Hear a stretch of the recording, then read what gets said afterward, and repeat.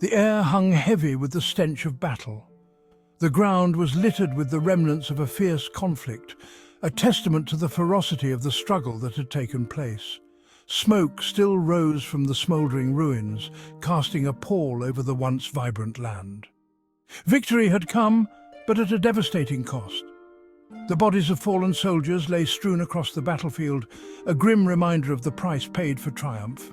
The echoes of clashing swords and the cries of the wounded still seemed to linger in the air, a haunting symphony of war. King David, the mighty warrior of Israel, was broken.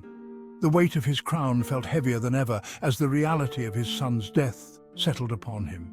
His heart, once filled with the fire of battle, now ached with an unbearable sorrow. His beloved son Absalom lay dead. The young prince who had once been the pride of his father now lay lifeless, his ambitions and dreams extinguished in an instant. The rebellion he had led was crushed, but the victory brought no joy to David. His rebellion crushed, his life cut short. Absalom's defiance had led to his downfall, and now the consequences of his actions were laid bare for all to see. The battlefield, once a place of hope and ambition, was now a graveyard of shattered dreams. David, a man after God's own heart, was a man of war, a man of strength.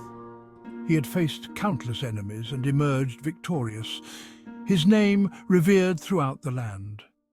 Yet, in this moment of personal loss, his strength seemed to wane, his spirit crushed by the weight of his grief. Yet, in this moment, he was but a father consumed by grief. The mighty king, who had led his people through countless trials, was now a broken man, mourning the loss of his son. His royal garments felt like a shroud, a constant reminder of the responsibilities he bore, even in his sorrow. The news of victory brought him no solace, only a gut-wrenching cry, "Oh, my son Absalom, my son Absalom, would I had died instead of you!" His lament echoed through the halls of his palace, a raw and unfiltered expression of his anguish. The walls that had once witnessed his triumphs now bore silent witness to his deepest sorrow. The weight of his sorrow pressed down on him, threatening to crush his spirit. Each breath felt like a struggle, each moment a reminder of the son he had lost. The king's heart, once filled with the fire of battle, now felt cold and empty. Consumed by an all-encompassing grief, his cries echoed through the city, a stark reminder of the cost of rebellion, the pain of a father's love. The people of Israel, who had celebrated their victory, now found themselves mourning alongside their king. The streets, once filled with the sounds of jubilation, were now silent, a reflection of the collective sorrow that gripped the nation. The kingdom rejoiced in their victory, yet their cheers were muted, silenced by the raw grief of their king. The celebrations, which should have been filled with joy and triumph, were overshadowed by the somber reality of the king's loss. The people who had looked to David for strength and guidance now saw a man broken by the weight of his sorrow. David's lament was a poignant reminder of the human cost of conflict. The king's grief was not just a personal loss, but a reflection of the pain and suffering that war brings to all who are touched by it. His sorrow was a testament to the enduring bond between a father and his son, a bond that even death could not sever. Even in victory there was loss. The survivors of the battle, who had fought bravely for their king, now found themselves mourning the loss of their comrades. The battlefield, once a place of glory and honor, was now a somber reminder of the sacrifices made in the name of victory. Even in triumph, there was heartbreak. The warriors, who had fought with all their might, now found themselves grappling with the conflicting emotions of victory and loss. The joy of triumph was tempered by the sorrow of those who had fallen, a stark reminder of the true cost of war. The king's grief was a raw, unfiltered expression of love and loss, a testament to the enduring bond between a father and his son. In his sorrow, David's humanity shone through, a reminder that even the mightiest of kings are not immune to the pain of loss. His lament was a powerful expression of the love he bore for his son, a love that transcended even the boundaries of life and death. News of David's grief spread like wildfire through the ranks. His soldiers, battle-hardened and victorious, were bewildered. Their king, the man who had led them to countless victories, was inconsolable, lost in his sorrow. Whispers turned to murmurs, discontent began to brew. Had their king forgotten their sacrifice? Did he not value their loyalty, their blood shed on the battlefield? Their victory felt hollow, their triumph overshadowed by the king's overwhelming grief. The seeds of discord found fertile ground in the hearts of some. They had risked their lives for David, yet he seemed oblivious to their sacrifices, lost in his personal tragedy. Their unease, their resentment, threatened to unravel the very fabric of the kingdom, to undo the victory they had so dearly won. David's public display of grief, though genuine and heartfelt, had unintended consequences. It created a rift between the king and his people, a chasm of misunderstanding that threatened to widen with each passing moment. The kingdom held its breath, uncertain of what the future held. Joab, David's loyal general, a man of action and few words, recognized the danger. He was a seasoned warrior, a man who had seen countless battles and understood the delicate balance of power and morale within an army. He saw the growing discontent among the troops, the seeds of rebellion taking root. The soldiers, weary from constant warfare and sensing their leader's distraction, began to murmur among themselves. Their loyalty was waning, and Joab knew that without swift action the situation could spiral out of control. He knew he had to act, to shake David from his grief, to remind him of his duty. Joab was not one to shy away from difficult conversations, especially when the fate of the kingdom was at stake. He spent hours contemplating his approach, knowing that his words needed to pierce through the fog of sorrow that enveloped the king. He approached the king, his words blunt, his tone unyielding. Joab's heart pounded as he entered David's chambers, but his resolve was firm. He had to make David understand the gravity of the situation. "You have covered with shame the faces of all your servants," he declared, "who today have saved your life." His voice was steady, each word carefully chosen to cut through the king's grief. Joab's eyes bore into David's, willing him to grasp the urgency of the moment. Joab held nothing back, his words a slap in the face of the grieving king. He spoke of the soldiers' sacrifices, the blood spilled on the battlefield, and the loyalty that was now being questioned. His words were harsh, but they were necessary.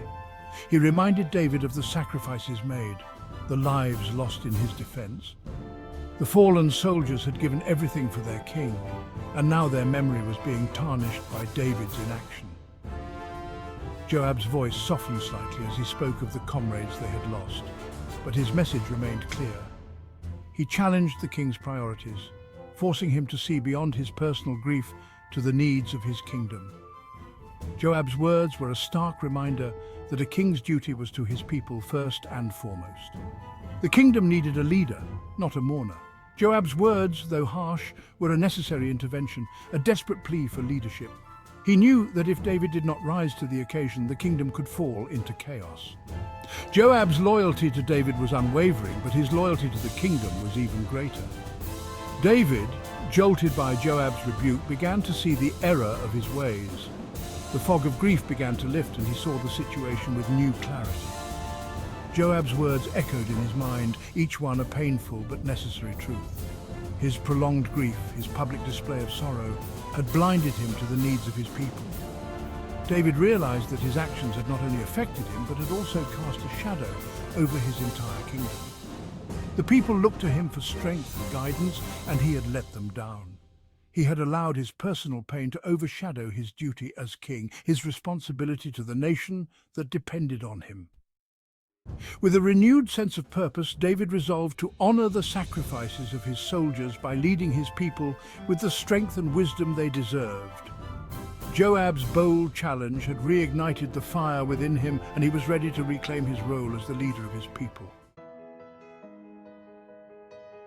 Section 4. The Long Road Home, a return marred by unease. Shaken by Joab's words, David roused himself from the depths of his despair. The weight of his son's rebellion and the subsequent loss had left him in a state of profound grief. Yet he knew that his duty as a king could not be neglected. The kingdom needed him now more than ever. He knew he had to return to Jerusalem, to reclaim his throne, to heal the wounds of division within his kingdom. The city, with its ancient walls and storied past, awaited his return. It was not just a physical journey, but a symbolic one, representing the restoration of order and stability. The journey back was long, fraught with uncertainty. The rugged landscape mirrored the tumultuous state of his heart and the kingdom. Each step he took was heavy with the weight of responsibility and the hope of reconciliation. The road was dusty and arduous, a testament to the challenges that lay ahead. The cheers that greeted him were hesitant, laced with a mixture of relief and resentment. The people, though glad to see their king return, could not easily forget the recent turmoil. Their faces reflected a complex tapestry of emotions: hope, fear, relief, and lingering doubt. The memory of Absalom's rebellion was still fresh, the kingdom still reeling from the brink of civil war. The scars of conflict were visible everywhere: burnt homes, broken families, and a pervasive sense of unease. The rebellion had left deep wounds that would take time and effort to heal. David's return, though welcomed by many, did not erase the scars of conflict. The kingdom was like a fractured vase, pieced together but still showing the cracks. His presence was a balm, but it was not a cure. The people needed more than just his return. They needed assurance, stability, and a path forward. He understood that his path to reconciliation would be arduous, demanding both strength and humility. The road ahead was not just about reclaiming a throne, but about rebuilding trust and unity. He would need to listen, to empathize, and to lead with a renewed sense of purpose and compassion. He had to regain the trust of his people, to mend the fractured bonds of loyalty. This required more than grand speeches. It required tangible actions that demonstrated his commitment to their well-being. He needed to show that he was not just a ruler, but a servant of the people. His every action, every word would be scrutinized, his leadership tested like never before. The eyes of the kingdom were upon him, watching, waiting, judging. He could not afford to falter, for any misstep could plunge the kingdom back into chaos. The kingdom held its breath, caught between the joy of their king's return and the lingering shadow of rebellion. The air was thick with anticipation and uncertainty. The people yearned for peace, but the memories of conflict were still too fresh to be easily forgotten. David, bearing the weight of grief and the burden of leadership, began the slow and arduous task of rebuilding his fractured kingdom. He knew that this was not a journey he could undertake alone. He needed the support of his people, the wisdom of his advisors, and the strength of his faith. Together they would work to heal the wounds of the past and build a future filled with hope and unity. Section 5. Forgiveness and Reconciliation, Shimei, Mephibosheth, and Barzillai. David's journey back to Jerusalem was punctuated by encounters that tested his capacity for forgiveness and reconciliation. Shimei, a man who had cursed him during his flight from Absalom, came begging for mercy. David, demonstrating remarkable grace, pardoned him. He also showed compassion to Mephibosheth, his grandson who had been falsely accused of treachery. Despite the accusations, David restored Mephibosheth's inheritance, demonstrating his commitment to justice and mercy. Then there was Barzillai, the elderly Gileadite who had generously provided for David during his time of need. David offered Barzillai a place of honor in his court, but Barzillai, with wisdom and humility, declined, recognizing that his season of service had passed.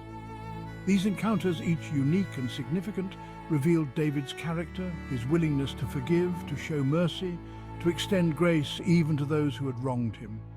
His actions served as a powerful example for a kingdom yearning for healing and reconciliation.